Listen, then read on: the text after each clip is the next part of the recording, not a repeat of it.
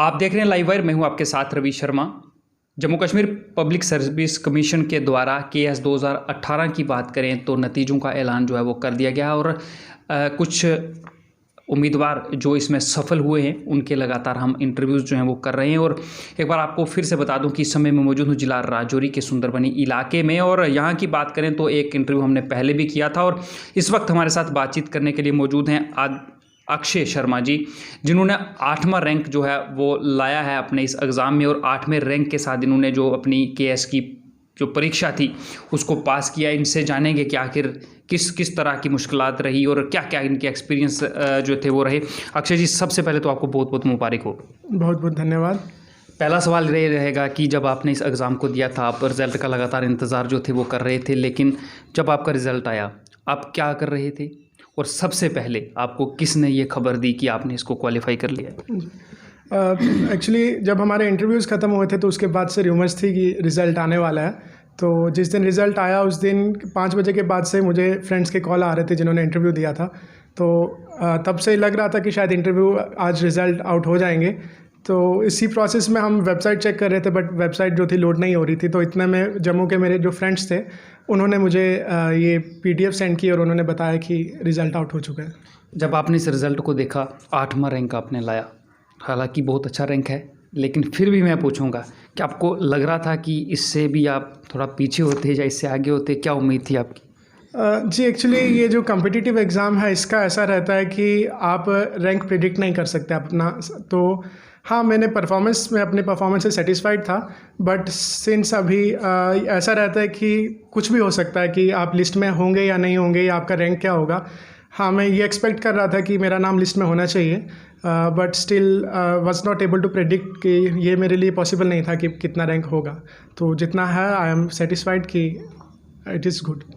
अभी तो बड़ा अच्छा लग रहा है कि आपने कहने में, सुनने में सब लोगों को अच्छा लग रहा है कि आपने इस परीक्षा को पास कर लिया है। इसके पीछे मेहनत कितनी है? जी हाँ, बिना किसी डाउट के मेहनत तो लगती है। मैं 2016 में पास आउट हुआ था ग्रेजुएशन में, तो उसके बाद से मैं प्रिपेयर कर रहा हूँ लगातार इसके। तो ऑलमोस्ट 4 साल की मेहनत का ये परिणाम है कि जिसके कारण मैं यहाँ तक पहुँच पाया हूँ। तो मेहनत लगती है जी। सुंदरबनी की बात करें, काफ़ी दूर दराज का इलाका हम इसको कह सकते हैं। वो सुविधाएं जो शहरों में होती हैं वो यहाँ पर नहीं मिलती हैं। आपकी क्वालिफ़िकेशन की बात करेंगे, वो कहाँ से रही शुरुआती जो आपकी क्वालिफ़िकेशन थी? और साथ ही साथ ये सवाल भी रहेगा मेरा कि मुश्किलात की बात करें तो कितनी मुश्किलात जो थी वो आपको फेस करनी पड़ी? जी, क्वालिफ़िकेशन वाइज मैंने अपनी जो स्कूलिंग है यहीं सुंदरबनी से की है। मैंने 10th तक BSF स्कूल से पढ़ाई की है और 11th-12th मैंने government boys higher secondary school से की है। उसके बाद मैंने ग्रेजुएशन जो है श्री माता वैष्णो देवी यूनिवर्सिटी कटरा से BTech किया है इलेक्ट्रॉनिक्स एंड कम्युनिकेशन में। और रही बात मुसीबतों की या डिफ़िकल्टीज़ की, तो परेशानियां तो रही हैं। हाँ, नो डाउट कि इलाका जो है ये मेन स्ट्रीम इलाके में नहीं आता, थोड़ा बॉर्डर रीजन में आता है सुंदरबनी। नो डाउट हम टाउन में रहते हैं, बट स्टिल परेशानियां जो एक रूरल इलाके में रहती हैं यहाँ भी रहती है। कनेक्टिविटी की प्रॉब्लम है, एक्सेस नहीं है प्रॉपर इंफ्रास्ट्रक्चर या इंस्टीट्यूशंस का, जिसके लिए हमको बाहर जाके पढ़ाई करनी पड़ती है, चाहे जम्मू हो या चाहे दिल्ली हो। तो बट हाँ, एक बात ज़रूर है कि इंटरनेट जब से आया है, internet has been a great leveller. तो इंटरनेट ने जितनी इन्फॉर्मेशन है रेडिली एक्सेस करवाई है सबको। तो धीरे धीरे ये सिनेरियो चेंज हो रहा है, इंटरनेट पे सब इन्फॉर्मेशन अवेलेबल है। आपने इस परीक्षा को पास किया है तो कहीं ना कहीं आपकी मेहनत तो इसके पीछे रही ही रही है, लेकिन फैमिली सपोर्ट की बात करें, परिवार की तरफ से आपको किस तरह की सपोर्ट जो थी वो रही? जी, यहाँ मैं स्पेशल मेंशन करना चाहूँगा कि फैमिली और फ्रेंड्स की सपोर्ट के बिना तो बहुत मुश्किल हो जाता है ये। और ख़ासकर जब 4 साल के लंबे अंतराल में आप इस चीज़ की लगातार प्रैक्टिस कर रहे हैं, आप तैयारी कर रहे हैं, एग्ज़ाम दे रहे हैं, कभी आपको फेलियर्स भी आते हैं बीच में, कभी सक्सेस आते हैं। जैसे कभी मैंने पहले प्रीलिम्स किया, मेंस में क्वालिफाई नहीं कर पाया। तो उस समय परिवार की जो सपोर्ट होती है, शुरू से ही परिवार की सपोर्ट, जो चाहे फाइनेंशियल हो, इमोशनल हो, कोई भी हो, वो तो बहुत ज़रूरी है। और ख़ासकर जब आप सेटबैक्स होते हैं वहाँ पे परिवार की सपोर्ट बहुत ज़रूरी है, ताकि आप फिर से खड़े होकर, फिर से एनर्जी से मोटिवेटेड होकर तैयारी कर सकें। नो डाउट परिवार की पूरी सपोर्ट रही है और फ्रेंड्स की भी। बड़े से लोग अभी जिस चीज़ को आपने पास कर लिया है वो इसको पास करना चाहते हैं, हम भी जानना चाहते हैं, वो भी जानना चाहते हैं कि एक केएस ऑफिसर बनने के लिए कितनी मेहनत करनी पड़ती है? जी, रही बात मेहनत की, तो मेहनत का तो कोई दूसरा अल्टरनेटिव नहीं है। हार्ड वर्क तो चाहिए इस एग्ज़ाम में, क्योंकि कंपटीशन कट थ्रोट कंपटीशन है।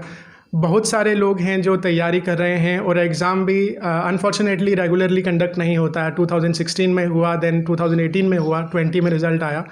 तो नो डाउट काफ़ी डिफ़िकल्ट प्रोसेस है, बट किया जा सकता है। कंसिस्टेंटली मेहनत कीजिए। इन्फॉर्मेशन जैसा मैंने कहा इंटरनेट पे अवेलेबल है, सोर्सेज बुक लिस्ट भी अवेलेबल रहती है।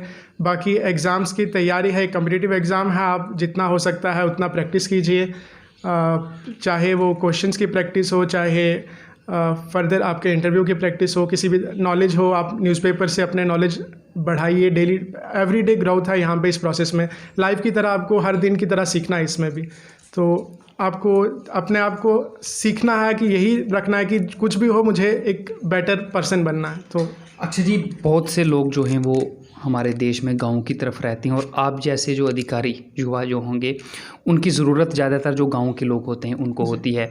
सुंदरबनी की बात करें, बेशक आप शहर में रहते हैं यहाँ पर, लेकिन इलाका फिर भी दूर दराज का है। जब आप चेयर पे बैठ जाएंगे, आपके पास पावर आ जाएगी, कलम आपके पास होगी, किस सोच को लेकर आप अपना काम जो है वो करेंगे? लोगों की किस तरह से सहायता आप करेंगे? आपकी जो एडमिनिस्ट्रेशन होगी वो किस किस तरह की रहेगी?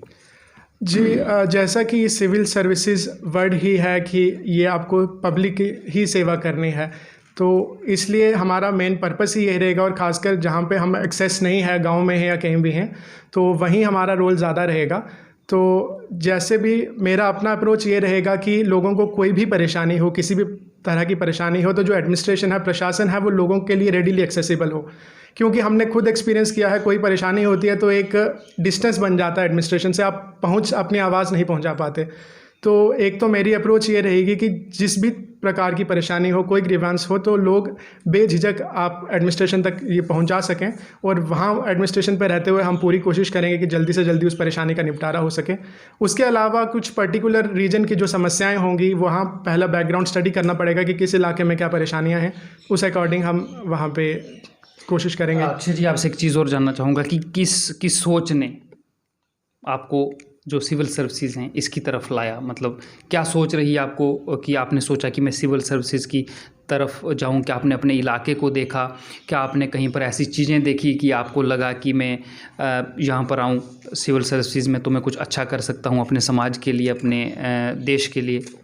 जी, एक्चुअली मेरा ये मानना है कि जो सिविल सर्विसेज है, ये एक आपको प्लेटफॉर्म प्रोवाइड करता है, एक पावर प्रोवाइड करता है, रिसोर्सेज प्रोवाइड करता है। तो आप उससे एक सोसाइटी में चेंज ला सकते हैं।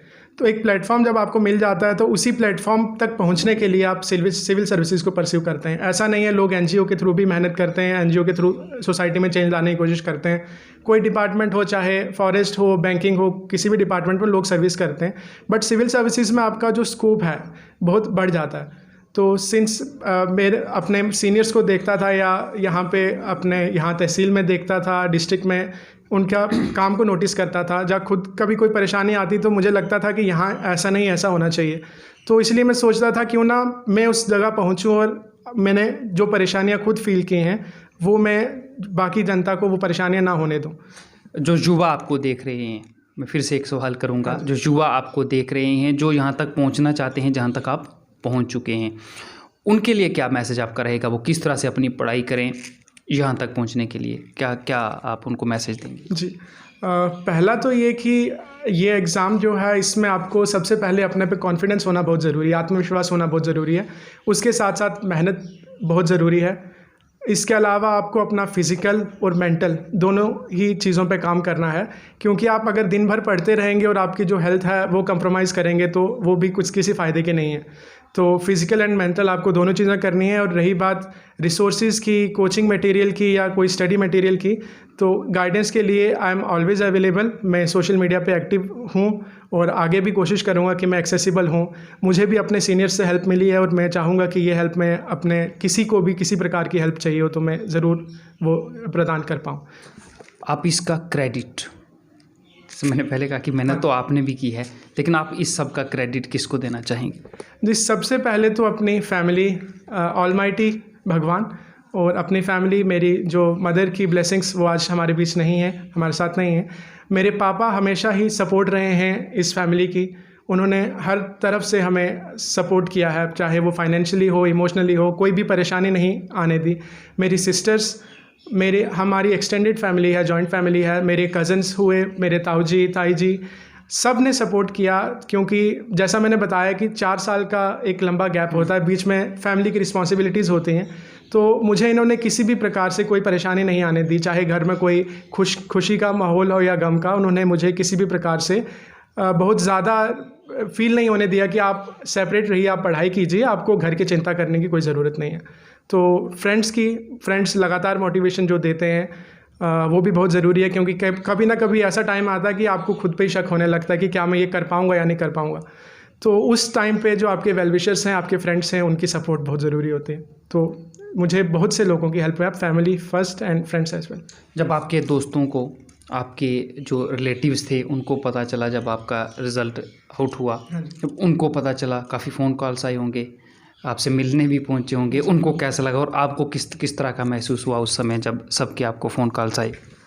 जी हाँ, ये तो है कि जैसे ही रिज़ल्ट आया तो फैमिली, मेरे रिलेटिव्स, बुआ जी या आसपास के घर के मोहल्ले के लोग हैं, वो सब आए मुबारकबाद देने। फ्रेंड्स की भी मुझे लगातार कॉल्स आई, मुझे अभी भी आ रही हैं। जी हाँ, अच्छा तो लगता है, बहुत अच्छा लगता है। इसी दिन का शायद आप वेट कर रहे होते हैं कि आप कुछ एकम्प्लिश करें और सोसाइटी आपको रिकॉग्नाइज़ करे। बट स्टिल सिंस, जैसा मैं फिर से बोलूँगा कि मुझे 4 साल हो गए इस प्रोसेस में, तो एक समय आके ये रियलाइज़ होने लगता है कि जो प्रोसेस है वो ज़्यादा ज़रूरी है रादर देन जो रिज़ल्ट है। अगर प्रोसेस सही नहीं रहेगा तो आपका आउटकम उस तरीके से नहीं रहेगा। तो मैंने हमेशा फोकस किया कि जो जर्नी है उस पर जितना डेडिकेशन से काम कर सकूं। तो वैसे भी अभी ये सिर्फ एक प्लेटफॉर्म मिला है, ऐसा नहीं है कि सब कुछ एकम्प्लिश हो गया। अभी आगे बहुत कुछ करना है, एडमिनिस्ट्रेशन अभी स्टार्ट होनी ही है, तो उसके अलग चैलेंजेस होंगे। तो हाँ, ज़रूर खुशी ज़रूर हुई है कि एक रिज़ल्ट मिला है, आउटकम मिला है अपनी मेहनत का। बट मैं कोशिश करूँगा कि आगे सीखता रहूँ और आगे। चलिए, मैं आपसे आखिरी सवाल ये करूँगा कि बहुत से युवा किसी चीज़ को पाना चाहते हैं, जिस तरह से आपने अपना सिविल सर्विसेज चुना था तो आप कामयाब वहाँ पर हुए, लेकिन बहुत से ऐसे लोग हैं जो कामयाब नहीं भी हो पाते हैं। युवाओं के लिए आपका क्या मैसेज रहेगा कि वो निराश ना हो? आपका क्या मैसेज रहेगा सभी युवाओं के लिए आखिरी सवाल में? जी, उनके लिए मैं तो क्लियरली यही कहना चाहूँगा कि मैं खुद आपके लिए यहाँ पे केस स्टडी हूँ, कि ऐसा नहीं है कि मेरा फर्स्ट अटैम्प्ट में हो गया। मतलब मैंने KS 2016 में भी दिया था, मैं नहीं पास आउट कर पाया। तो सबसे ज़रूरी है कि आप अपने पे कॉन्फिडेंस रखें कि हाँ, मैं ये चीज़ कर सकता हूँ। अगर आपका खुद पे कॉन्फिडेंस रहेगा और आपको वजह पता है कि आप इस चीज़ की तैयारी क्यों कर रहे हैं, तो आप ज़रूर अपना मोटिव अचीव कर पाएंगे। तो अपने पे कभी डाउट ना आने दें, और मेहनत का कोई अल्टरनेटिव नहीं है। और डेली सीखें, जो कुछ हो अपना डेली लर्निंग्स करें, day by day, month by month आप अपनी प्रोग्रेस को रिव्यू करें। और हाँ, चैलेंजेस आएंगे, लेकिन होपफुली सबका जो मेहनत करता है उसको रिज़ल्ट मिल जाना चाहिए। 1 साल तक या आज से 15 दिन पहले तक भी मैं उसी लीग में था कि मेहनत कर रहे हैं और आउटपुट नहीं मिल रही है। आज मैं लाइन के इस साइड आ चुका हूँ, लेकिन इसका मतलब ये नहीं है कि मैं उनके रोल को भूल जाऊँ जो पहले मैं जिस जगह पे था। तो ज़रूर मेरी सिंपैथीज़ हैं सबके साथ, और मैं यही कहना चाहूँगा कि मेहनत करते रहिए, अपने पे कॉन्फिडेंस रखिए, और आप ज़रूर एक दिन अपने लक्ष्य को पा लेंगे। अक्षय जी, आपको हमारे साथ बातचीत करने के लिए आपका बहुत बहुत शुक्रिया, और हमारी तरफ से, लाइव बायर परिवार की तरफ से आपको आपके विषय के लिए बहुत बहुत शुभकामनाएं। बहुत बहुत शुक्रिया, धन्यवाद। ये थे हमारे साथ अक्षय शर्मा, उपजिला सुंदरबनी के रहने वाले हैं, जिला राजौरी के, और 8वां रैंक जो है वो इन्होंने इन एग्ज़ाम में लाया है, और फैमिली को पूरा क्रेडिट दे रहे हैं। फुल सपोर्ट इनको फैमिली की रही और इनकी मेहनत भी थी। और जो युवा, उनके लिए इनका मैसेज ये है कि वो निराश ना हो, क्योंकि ये कह रहे हैं कि फर्स्ट अटैम्प्ट इनका नहीं था, इनको भी जो है वो मौके मिले। कई बार ये उन मौक़ों को कामयाबी में नहीं बदल पाए, लेकिन आखिरकार, क्योंकि इनका लक्ष्य था कि इनको किस तरफ जाना है, और आखिरकार जो ये चाहते थे वो इन्होंने हासिल कर लिया है। और युवाओं के लिए मैसेज है कि आप निराश ना हो, मेहनत करते रहें, और एक दिन कामयाबी जो है वो आपको ज़रूर मिलेगी। वीडियो जर्नलिस्ट तरुण वर्मा के साथ में रवि शर्मा, लाइव वायर, सुंदरबनी।